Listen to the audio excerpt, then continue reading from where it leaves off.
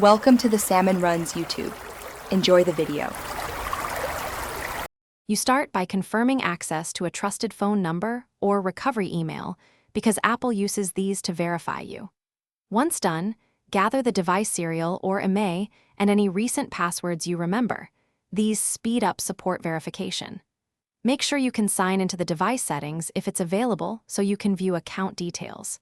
This early collection reduces delays and proves ownership, which is why you move straight into account recovery rather than guessing passwords repeatedly.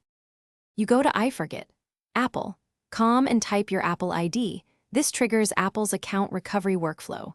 Then select the recovery option and follow prompts. Enter trusted numbers, backup emails, and the device serial when asked. Apple will estimate a wait time based on proof provided. While waiting, monitor your recovery status from another device and keep notifications on.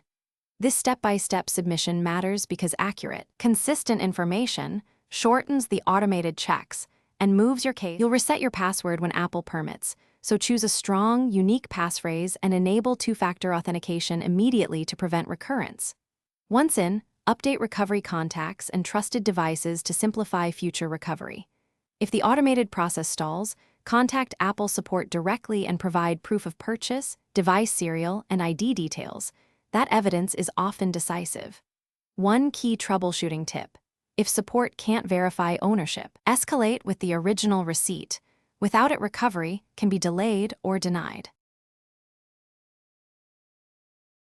Thanks for watching. Consider subscribing if we helped you.